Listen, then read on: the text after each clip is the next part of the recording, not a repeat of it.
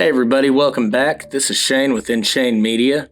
In this video, I'm wrapping up my David Gordon Green trilogy review series with Halloween Kills. Let's discuss it.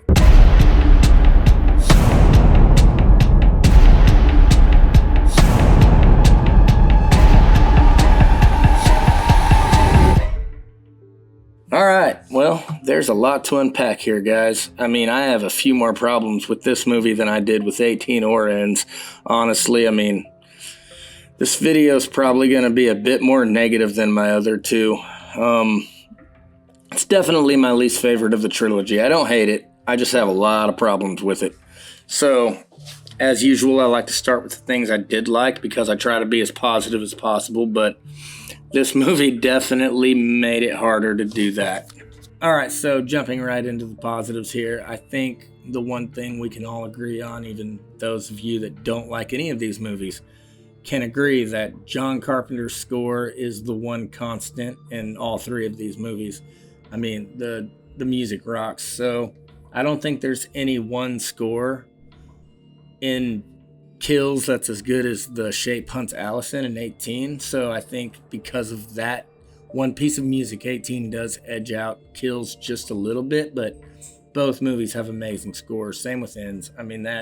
That's the one thing that delivers on all three movies. Secondly, you can't talk about this movie without addressing how phenomenally and well done the flashback scenes were. Everything from replicating the blue lighting and the overall aesthetic of that first movie, all the way to the scenery, including the cars and the houses. They honestly couldn't have impressed me anymore with that. That was so well done. That was actually a major positive of this movie. If the rest of the movie could have even impressed me half as much as that flashback did, I would have probably loved it, and it would have been maybe in my top 3 or 4 of the entire franchise. I'll even include the deepfake aesthetic that they used for Dr. Loomis in this.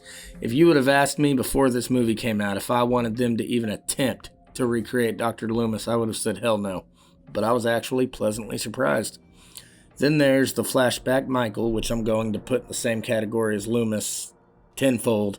Aaron Armstrong really gave such a great performance here. I don't know of any other stunt work the guy did, but if they continue the story of Michael in any capacity, another reboot or remake, and they cast this guy, I'll instantly have hope for the movie simply because he's in it. In fact, I'll be rooting for him to be cast in it. He was that good.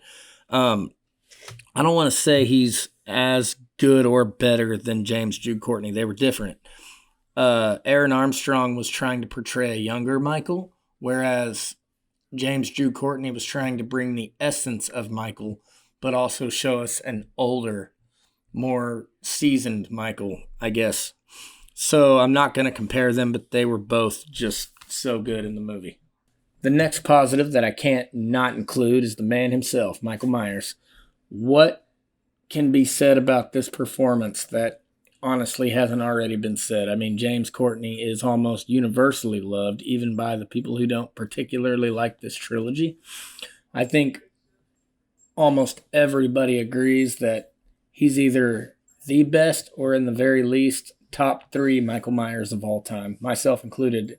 I actually think I might like him a little bit more than Nick Castle just because he has a little bit more to do in his trilogy. I don't know how I would have felt about it if I had seen Nick Castle in a few more movies, but for what Nick Castle did, he was the OG. He was the best, and up until this trilogy, I would have said he was easily the best. But, man, James Jude Courtney just brings so much to this character. He brings the aesthetic, of course. He's got the walk. He's got the best mask, arguably, in the entire franchise. Again, it's better than the original, depending on who you ask. It's definitely in competition. So he has the walk. He has the brutality. I really have nothing bad to say about him. He's perfection. And he brought so much to that character. I'm actually going to be disappointed if we ever see another Michael Myers and it's not him. The only way I'd be happy is if we got Aaron Armstrong, who, as I said earlier in the video, knocked it out of the park. But I only want to see him if we're seeing another young Michael Myers, if we are doing a reboot or a remake. Obviously he's a different portrayal than James Jude Courtney. Like, the type of character they're playing isn't even the same. I mean, it's really not. They both had to bring their own flavor to the character, and I think they both did that in spades. So that was really nice. Michael Myers was awesome in this movie. And on that note, another thing they did was the carnage. I mean, I'll admit I'm not a huge fan of carnage in movies. I'd rather see the theater of the mind, the eerie atmosphere, the what you think you see or don't see aspects of horror movies. I like psychological thrillers, but carnage is definitely fun, and this movie had that. You could tell their goal was clearly to put Michael's brutality front and center of this movie, and they did that. They definitely delivered on that. This kind of falls into my pros, but also, I mean, it's definitely a pro. I enjoyed it, but it also is kind of in my cons section, and I'll explain that more a little bit later in the video.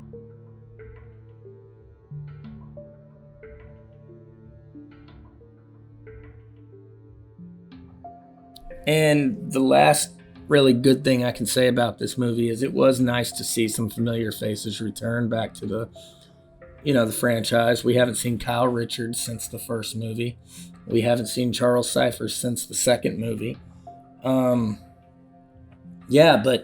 it really felt like a soulless, lifeless fan service, that there was no substance. It didn't feel like they were brought back for some meaningful purpose. We didn't really even dive into a character study about these people's lives and, what happened to them after the events of 78, how, what path they took, what it did to them psychologically. I think that would have been neat to see, and I think all of us were kind of wanting to see that, but instead they just give us some soulless fan service with poor execution, which moves right into my cons. I mean, much like the characters in this movie, the movie itself, the story, the plot, there was no substance. I mean, there was virtually no story in this movie. There was no real driving force keeping the plot moving along.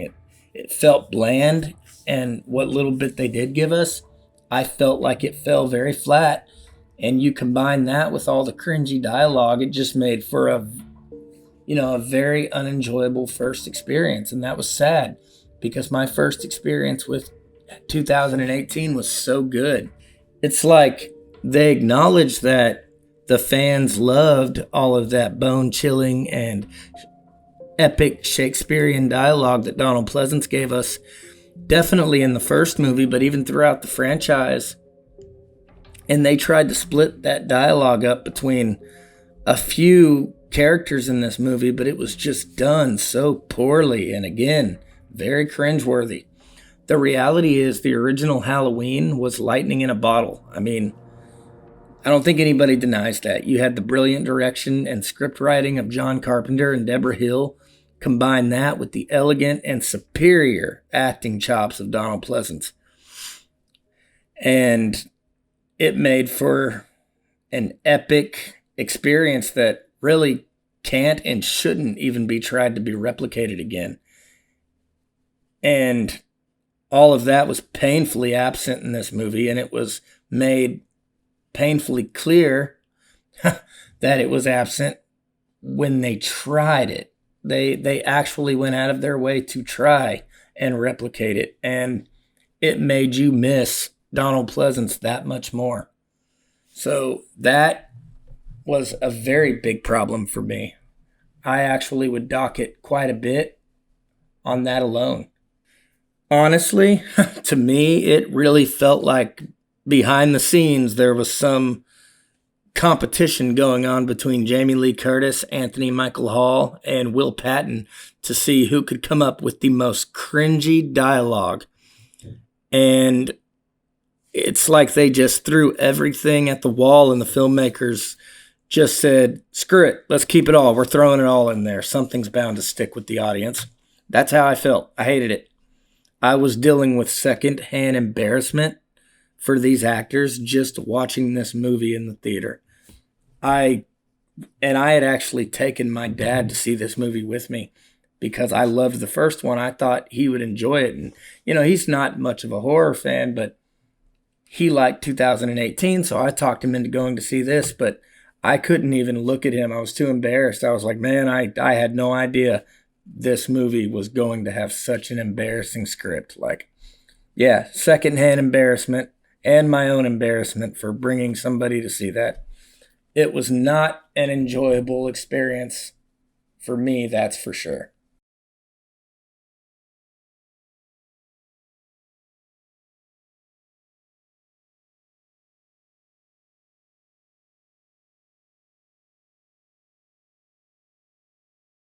And next, let's talk about the pacing issues this movie had, because there were some serious pacing issues with this movie.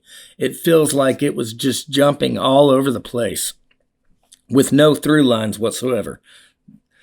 No narrative structure, nothing. There were no plot points driving the story forward. It's like they just edited a bunch of brutal kill scenes together with a bunch of cringe dialogue in between as the connective tissue. It was so bad. The script was also so lazy that they couldn't even come up with a clever way to put these characters in situations that made their death scenes more believable. Like, I don't think a single person in this movie had a shred of common sense.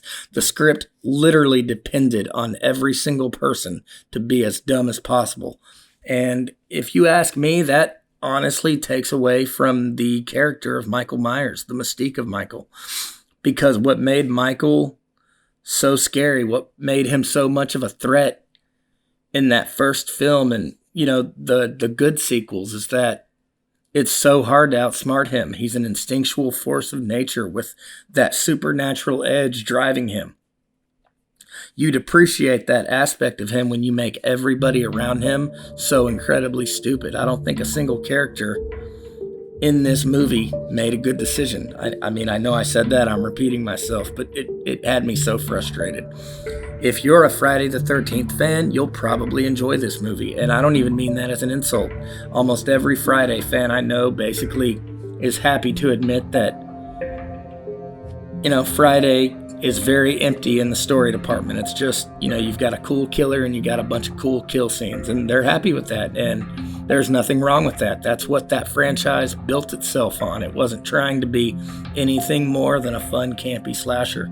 But Halloween always prided itself in trying to be a little more mature, it definitely tried to be a little more sophisticated, a little classier. Not only that, it's 2022, man. I mean, we're not in the 80s anymore. I think it's okay to have higher expectations and standards for movies. We've just came way too far to excuse this type of filmmaking with, oh, but it's just a slasher movie. Come on, guys.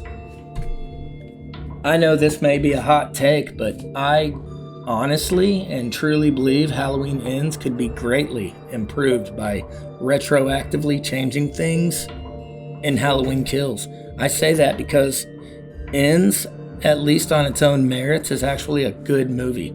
I know that's my opinion, but I believe it had a pretty tight script, a good direction, and decently written characters. It just didn't feel like the natural next step from where we left off with Kills. When I first walked out of the theater, I was so frustrated because Halloween 2018 was so good. It was such a great start to, at the time we didn't know it was going to be a trilogy, but I think we all knew deep down it was not going to be the end of it. It made too much money. It was too good. And, show business, they're all about the money. So, I knew they were probably going to keep going. But I felt like we had nowhere to go but up. It seemed like they had all the right tools at their disposal to make a good trilogy. They had Jamie Lee Curtis back. She was happy about it. She was pumped up. She was on board. We had the best Michael Myers we've had since Nick Castle. It had everything going for it. I honestly didn't see how they could screw it up, and they did. My opinion of this movie has changed a little bit since my first viewing. I can have some dumb fun with it now, but it's easily my least favorite of this trilogy. Not my least favorite in this franchise. There's some doozies, but in this trilogy, it's easily the weakest. I mean, I was thinking about a rating, guys, and the best I can give it is 5.5. I definitely don't hate it, but it is not a good time. Anyways, that's it for this video, guys. Like and share this video, and if you haven't already, please subscribe. Really helps this channel out.